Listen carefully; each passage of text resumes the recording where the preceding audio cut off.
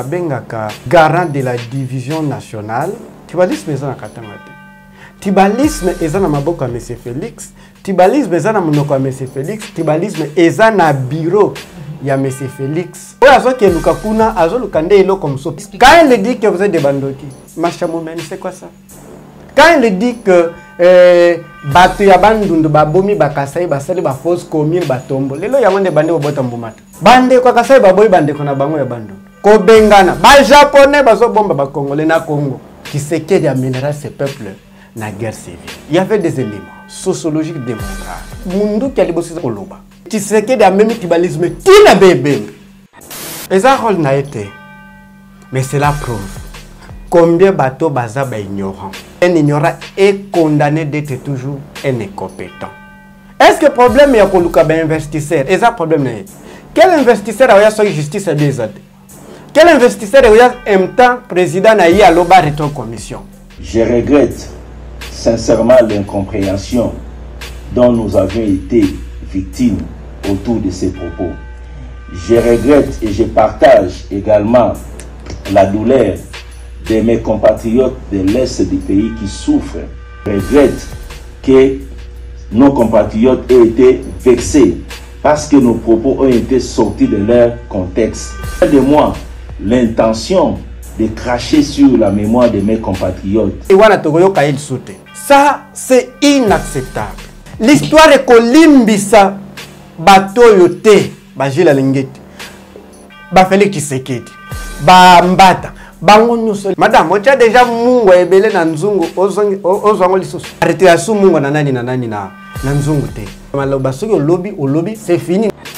Katumbi aussi récolte ce qu'il a semé. Les gens ne regrettera na vite net ko kokuta Félix na ino sacré. Mais lelo a communauté ndunda na kati ya mai ya moto. Bakwei na piège na bango moko oyoba. Do soso bakalingiye na mafuta na moko.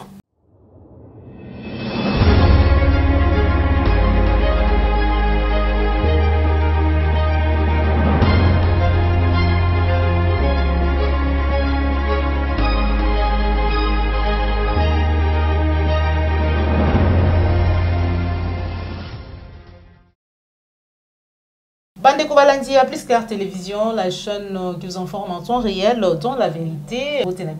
Vous allez belé ba ebozui libaku ya kolanda biso mukolo mwalelo na numéro ya sika.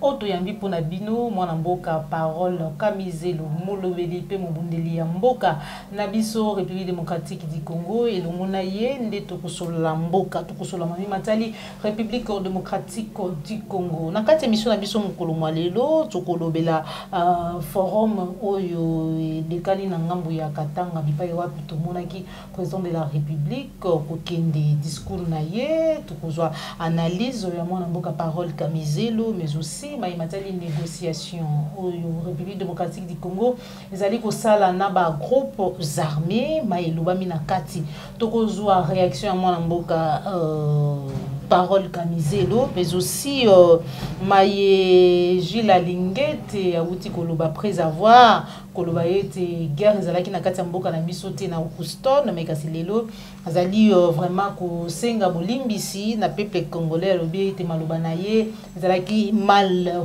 comprise interprété manipulation ezalaki na kati pona mai oya silaki koloba voilà tokozwa réaction à moi mboka parole kamizelo na maiwana sans plus tarder na pesi popo la yombe matondo mingi zomi sima caméra équipe mobile ya Plus Clair Télévision matondo mingi surtout bino ba union so bozui ba koya kolanda biso mwana mboka parole kamizelo mbote na yo mbote mama Joël Kombe mbote na ba congolais nyonso mbote na bandeko nyonso surtout na est toza na bango de cœur mbote na bandeko oyo baza malmené na Kasai, na pesi bango mbote, tous les Congolais sont de cœur avec vous. Maman Joël Kombe na équipe soyoza mama ya ba Congolais ko pesa yo rapport que ba Congolais bazo silika koloba que toza na deux catégories ya ba kuluna. Première catégorie eza pena danger mingité.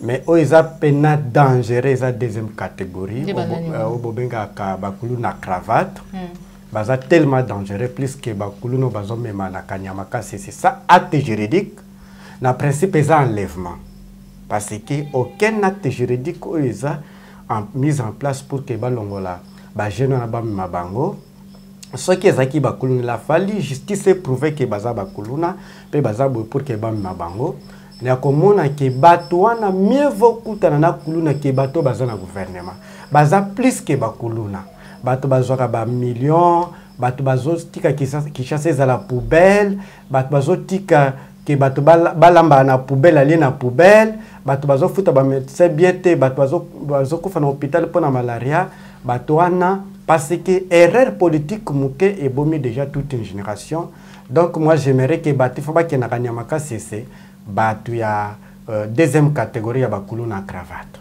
donc yango na ekina pesa rapport na ba congolais to sala ke bakulu no baza en cravate ba kende kanyamaka cesse ba kombola balabala Kinshasa na balabala Lubumbashi ba komisi ba toilette na ko benga koto poubelle te ba toilette quand vous passez dans la ville de Kinshasa solone to sanda ça c'est grave c'est-à-dire insalité on est au sala qui to vivre mingité. D'accord. Merci beaucoup, mon amboka parole. Et Kamizelo pour dénoncer Maïwana. Réaction na yo, comme on a président de la République, Nangambuya Katanga, précisément na Lubumbashi, akendeki koluka kucha kimia na nungu oezali entre Bakasaye na Bakatange, mais na banzi olanda ki discours ya Mukambi ya mboka. Oyambi ya nini discours wana ya tata to ya Mukabu. Bon, ngai souvent na bengaka garant de la division nationale. Eh bien, j'ai compris que na forum on a d'ailleurs tolobela mingi individualité. Forum on a j'ai compris que les gens ne comprennent pas ce qu'ils font, pe bazo comprendre des termes au babengi tribalisme zanini. Les années tinaye ko luka ba madame on a confondre.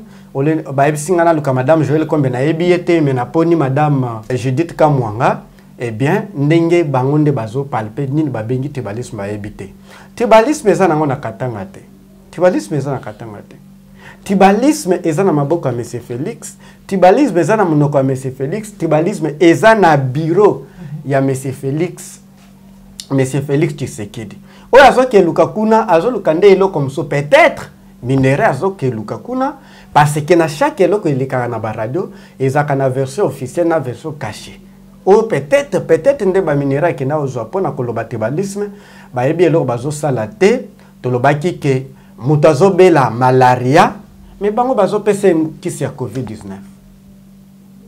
mutu azobela malaria bazo pesa ye kisi ya sida. Mais peut-être que notre tribalisme est pour le président de la République, il est bien informé, il est premier citoyen, il est informé, il est alors tant qu'il y a accueilli, Nakatanga précisément à Lubumbashi pour la Kulukakocha Kimia, ou la qui discours c'est qu'ils sont à l'Ikan. Dans le but tribalisme na lobby eza na Katanga te. Eza na bureau Tshisekedi.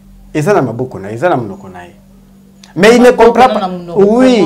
Comment expliquer? Quand il dit que vous êtes des bandoki, Machamoumène, c'est quoi ça?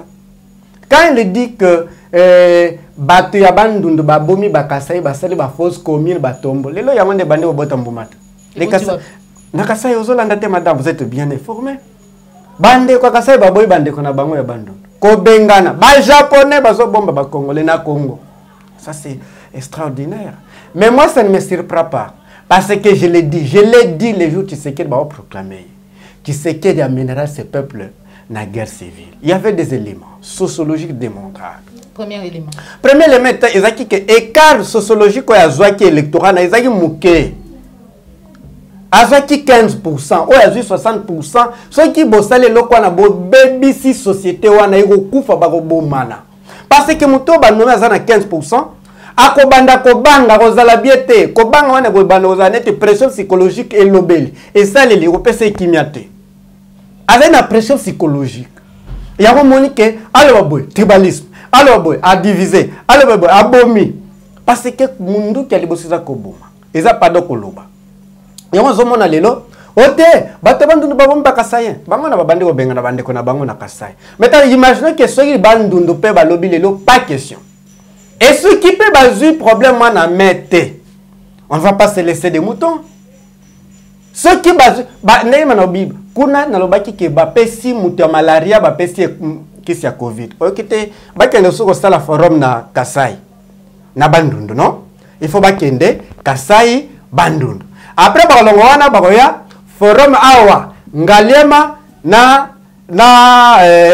bakulu na nani ya commune mususu to ko benga commune voisine koza Selembao bien problème mususu. Eza on ne résout pas les problèmes de la société comme ça. Monga Fula. Donc pour dire que madame, les 19, pour vous rappeler, c'est fait. Les 19, on nomme Gilbert Kakonde, conseiller spécial à remplacer François Mwamba. Les 20, Banome Mbata. Ce n'est pas ça un royaume.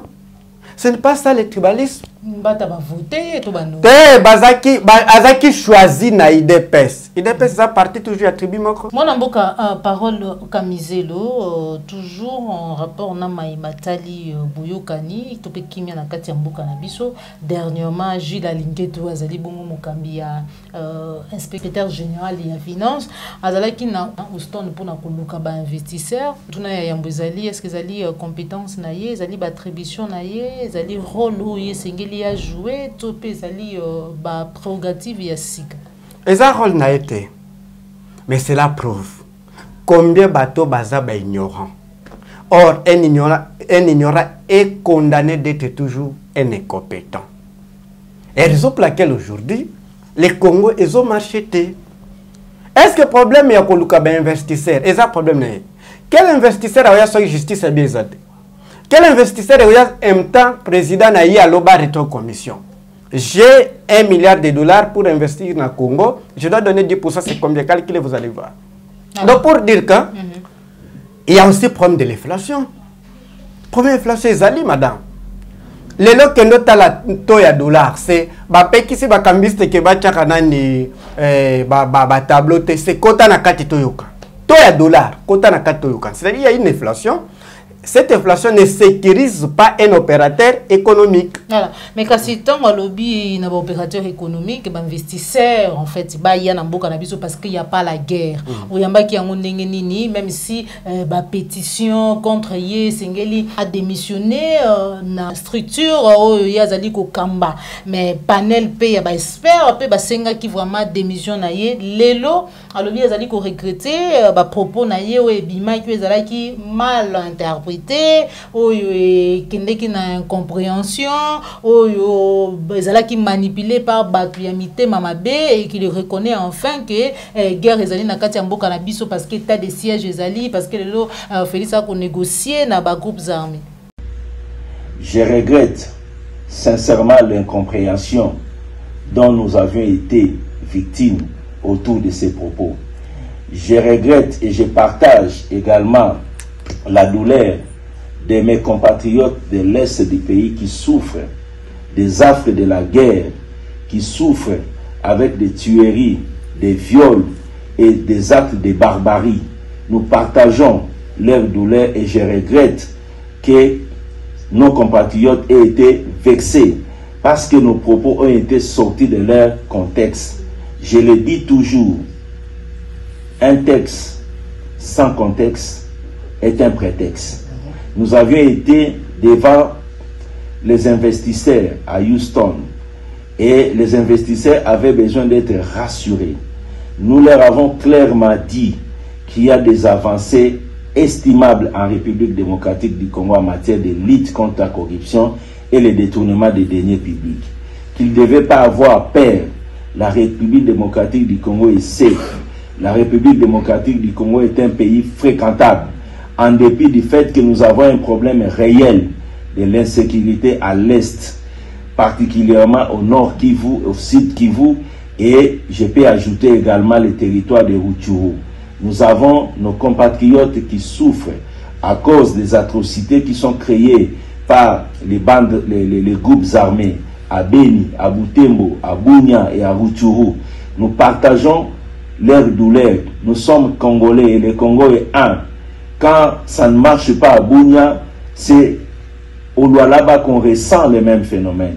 Quand ça ne marche pas à Beni, c'est à Matadi, c'est au Bandundu, c'est à Kinshasa que nous ressentons les mêmes problèmes. Nous ne pouvons pas donc cracher sur la mémoire des milliers de Congolais qui sont morts à cause de cette barbarie. Mais je regrette profondément que la situation qui s'est passée à Houston soit une simple manipulation. Parce que loin de moi, l'intention de cracher sur la mémoire de mes compatriotes. Je partage profondément ce qui se passe dans mon pays, mais je devais rassurer les investisseurs que notre pays est fréquentable, que cette insécurité est contenue.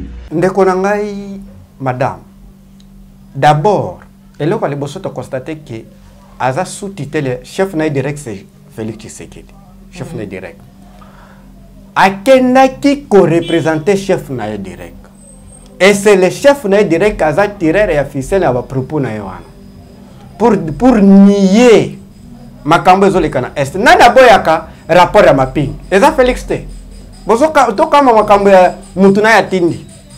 Ezande na Félix na ye bazo baka eloko moko. Bani ya rapport à mapping, bani ye même guerre lelo. Elingi koloba boye madame, soki boko koluka scandaliste. Soki boko koluka scandaliste atala nanu bandekoyo. Ndenge na ebisa ibino nana. Mutoazi sociologiquement électorat ya muke bonhommé président. Aza na pression psychologique voilà. Et remettre mal à l'aise. Est-ce que bab scandaliste bakoya kotal la bisote bato baza un problème na mémoire té. Moi j'ai l'impression que baza un problème na mémoire. D'ailleurs, ce qui était extraordinaire, Mouto a posé question à Zosika. Pas d'interprète à Zosika. Yazoloba, interprète à Zosika. Cela prouve que ça, c'est inacceptable. Inacceptable. Qu'on démissionne ou pas, moi je pense que Moutou a tinda qui est un chef direct. Si a démissionné, c'est d'abord la tête.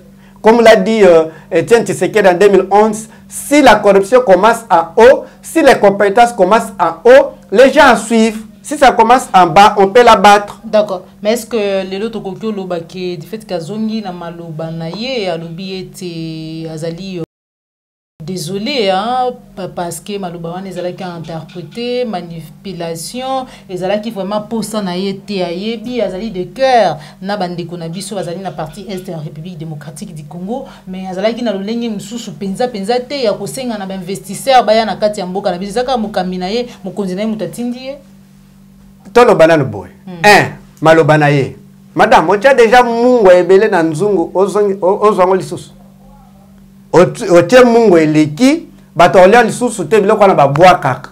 Baretira su mungu na nani na nzungu te. Elingo loba maloba soki olobi c'est fini. Ndena loba boy soki lobi na ko retirer nzungu ekota déjà mungu ebebaki. Esili wana tokoyoka elisute. Donc madame, comment on a dit que ceux qui chef na yaza coupable te allons là so yaza coupable akovanda madame ce pays merci pays histoire ko mama histoire ka ezaka toujours ya malamu te ya mabepe ezalaka histoire ko mama bana na biso to kotengisa bango yango moni place pe na kopesa longona na ba enseignant voilà l'histoire l'actualité enseigne à nos enfants. Kezaki na batu moko boye bajua ki role ya Mikhail Gorbachev ya koteka pays. Ezaki batu moko boye batu babomi bana na ye na ndaku na mwasi na ye abima boye te bakufi na bango te. Tokotangisa bana. Ngai moi-même je dis je vais enseigner mes enfants cette histoire que ces gens laissent. Mais ce qui est bizarre et ce qui est avantageux aussi pour nous. Toza lisusu na 17e siècle te. Toza na 21e siècle. Vous divisez, vous filmez, les images restent. Il y a des écrits que nous allons écrire comme des livres. Il y a aussi des images que vous prenez, que vous avez dans des tweets, dans des YouTube, dans. Nos enfants vont voir. C'est-à-dire quoi? L'histoire est kolimbisa bato yote, ba Gilles Alingeti, ba Félix Tshisekedi, ba Mbata, ba Ngonuso. L'histoire est kolimbisa binote. Et d'ailleurs, je vais vous dire une chose.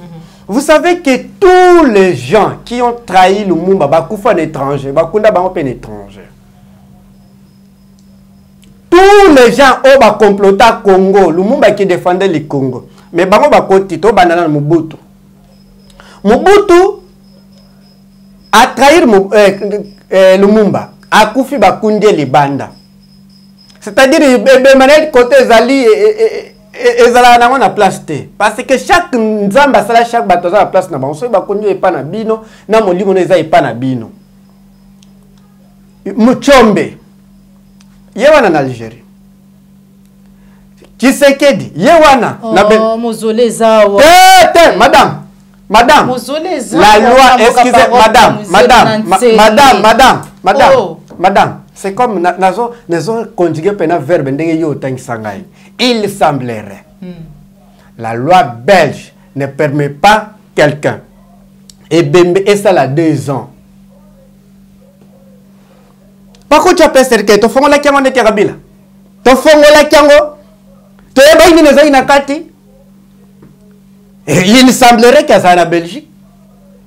Et ce qui est bizarre, tout le monde peut m'accorder tribalisme. On dit que c'est que même tribalisme, tina bébé. Oui. Tina bébé, maman, tina bébé. Oui, tina bébé. Mobutu yawana na Maroc. Yo lobi muzola ezali. Omoni muzola Mobutu. Mobutu. Omoni ngo. Ah ouais, ils n'allez expliquer processus. Et regardez, ne vous en faites pas, madame. Je suis tellement content aux amours de domaine. Oui, nous sommes tellement content aux amours de domaine, surtout dans l'aspect scientifique. Regardez M. Félix et Batunaï à Koyate, Nagoya Kakawa, à Koyate. Les gens ont besoin de bien monter. Kizenga, ancien premier ministre comme Etienne Tshisekedi. Bakufai presque ayaki na moment Kizenga zana mort. Yo monaki basala makambo o basala Tshisekedi na Kizenga. Yo monaki Chombe oya en Algérie. Ancien premier ministre comme Etienne Tshisekedi. Donc tribalisme Tshisekedi même na Bebembe. Même na Bebembe. Pardon madame Nasilisa. Elingi koloba pena profiter ne lokwana. Ce qui place na lobaki ke tribalisme za na katanga te. Kuna des conséquences. Tribalisme eza na monoko M. Félix. Tribalisme eza na bureau na tala. On a passé un exercice simple, c'est comment. Bozui, les 11 anciennes provinces. Bandundu, tous l'ancienne 6 provinces nathan belge. Ozui, Congo central, c'est-à-dire Bandundu, Congo central, Léopoldville à l'époque. Tozui Kivu, les Ndengezali, Tozui Kasai Nyoso, Tozui Katanga, Tozui province orientale. Kende na bureau à M. Félix Tshisekedi. Okomi Bandundu. Congo central, hein, to na bandundu na Congo.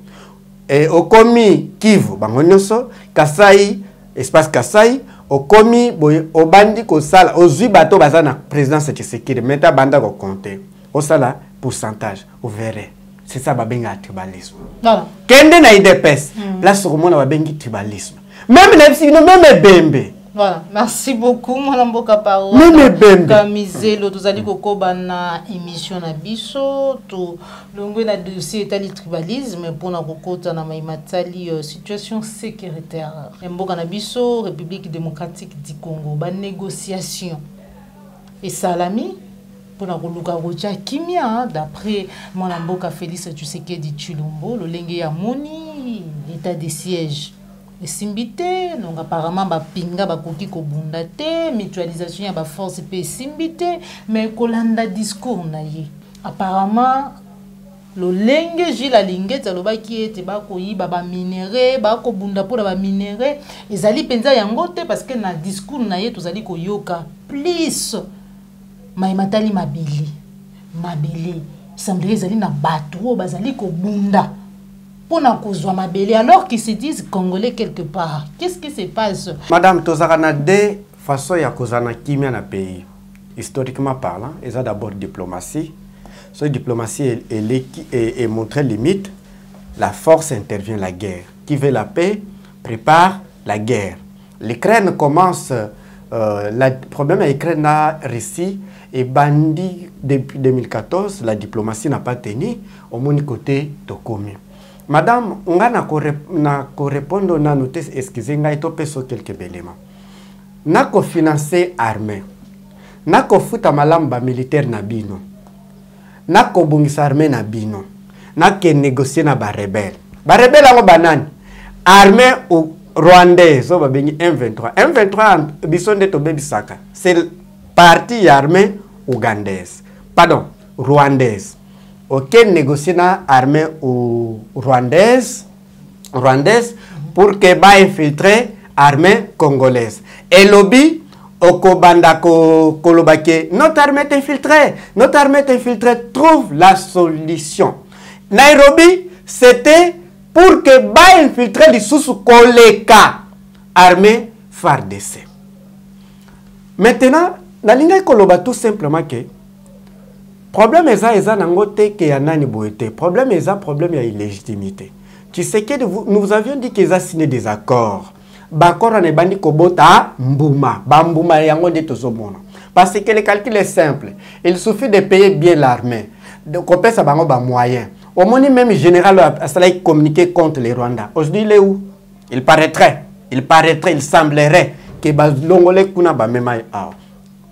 Ba memai ao. Na principe, c'est le gouvernement illégitime qui ne se reconnaît pas avec le peuple congolais qui complote pour les Congolais. Raison pour laquelle tous les gens qui ont comploté contre le Mumba, contre le pays, bango nyonso de banda, milimo na bango eza kainu.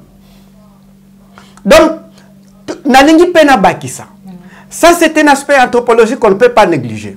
Félix Ake nanani na Nairobi, entouré par les proto-races qu'on appelle les nilotiques, même ancêtre, même origine. Mais c'est le Moutou. Moutou, on a comment Félix Tshisekedi. Les gens même souche, même intérêt. Bah on négocie. Et talent d'engager signé. Là, on a vendu les Nassima. On est à la ministre des Affaires étrangères congolais. C'est Uhuru Keïta. Avant de. Donc, Azala rassuré qui a signé ou bien té. Hier, c'était Désiré Kabila qui signait comme ça. Mais tu vas dans mon angoté. Mais aujourd'hui, nous avons l'avantage avec des réseaux sociaux. Azo signé tout le monde. Ndekonangai elingi koloba tout simplement que c'était une fois de plus qu'infiltré Congo via l'armée. Enseignement déjà babomi. Balingi meta baboma armée. T'as la budget. Budget na biso ya armée. Ça combien? Est-ce que batana va sécuriser le pays? Bateli bango ba traumatisme. Traumatisme dans le sens que va défendre le pays. Enseignement à Lambo. Les enseignants l'ont maltraité parce que la société n'est koufa. Et koufa pour que ceux qui sont koufi automatiquement parce qu'aujourd'hui nous résistons parce que il y a les gens qui ont bénéficié un peu de l'éducation scolaire. Pena moi na armée oyo batika kindam yango de toujours résister. Mais ta biloko na mi bale so ba bomiango. Oh, stratégie nous en place, c'est ça déjà qu'il faut baboma, biloko na nyonso. Babomi enseignement, babomi armée. Ndeko na ngai, yebisa ngai, muto na sala pour que ce soit élémentaire. Bona na conclusion, armée ougandaise et ça na puissance na armée congolaise. Musika 14e place en Afrique. Armée na bisiza 11e. Rwanda kutu kolobate aza na ba top 20. Jamais Rwanda ko menacé biso même le nombre effectif. Jamais Ouganda ko Burundi ko menacé biso. Jamais. Par contre, biso ne tolinga to zalaneti Russie ndenge ya zali na géographie na ye. Mbela biso nde dozo maltraiter bato, biso nde tozo imposer même badija na Rwanda. Tozo imposer même badija na Uganda, na Burundi na influence na biso. Elinga kesa maleti pe makamba Ukraine na Russie. Ndenge ba réfugiés na balinga ba to imposer ke ba oyate so bo meki tozo ko attaquer Rwanda pe babangi. Mais tant que les inconscients sont au pouvoir, tant que les illégitimistes sont au pouvoir, batouana baza collecté na peuple, baza ennemi à peuple. On a qui même la façon dont ils ont chassé les Congolais et pas chassé, je suis vandalisé, opprimé, tabassé, avec l'intention de tuer. D'accord. Les gens décidés de la Mouka. Vous avez vu, c'est un langage. Langage de l'ingolobani. C'est comme tolingi to organiser l'élection, soit tolingi to organiser tricherie, batuba banga kobima. Mais Tokobanga te. Tokobanga te, personne ne laissera M. Tshisekedi faire tout ce qu'il veut. Nous l'avions fait avec la Belgique qui ne pensait pas quitter le pays en 1960. La Belgique avait le calcul de quitter en 1980. Elle est partie. Mobutu, nous l'avions fait. Nous l'avions bousculé. Kabila, nous l'avions fait. C'était un général. Et toi, Tshisekedi, si tu te fais un totalitariste, on ne va pas te craindre. Nous allons t'affronter jusqu'à te mettre à ta place. Donc, pour dire que... Oui, chuter, hein. Pour dire que, madame, les plans sont allés. On a négocié na M23T. Bakenda ko négocier na armée rwandaise pour que infiltrer Rwanda. Madame, pardon pour la silence. Pour infiltrer Rwanda. Oui. Pour pas infiltrer RDC, merci.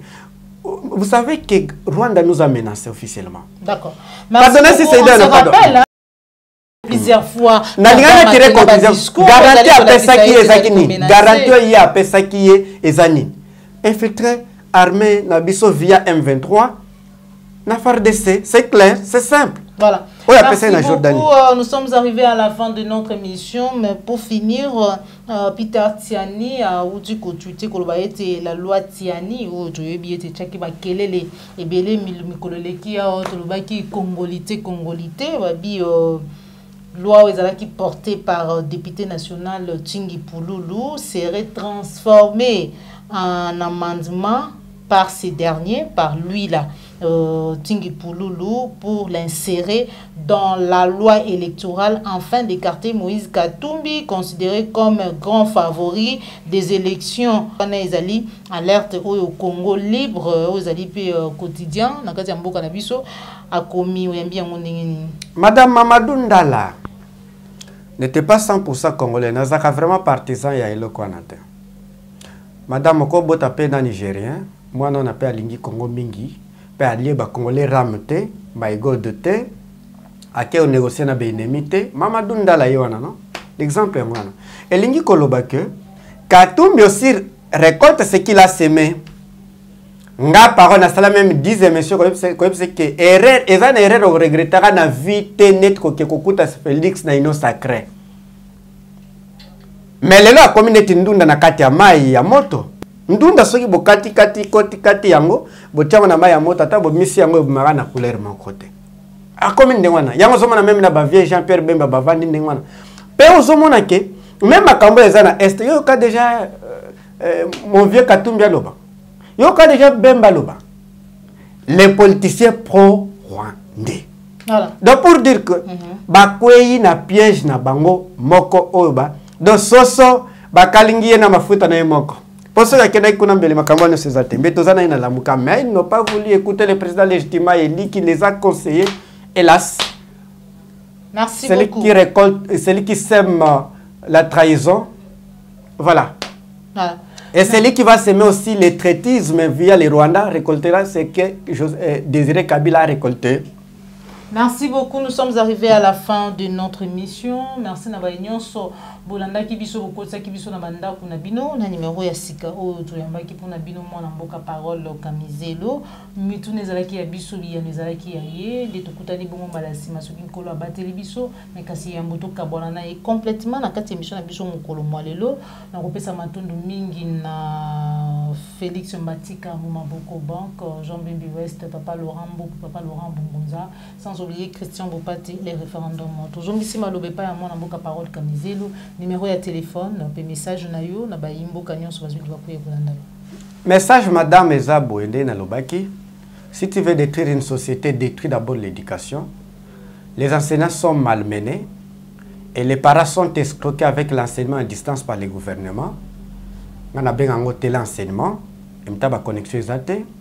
Les enseignants bazora bango dim surtout ba enseignant ya Mukoso, Kaimba, Feshi, nazana belema bato benginga kuna. Ceux qui ont foutu les coordinateurs vous chassent.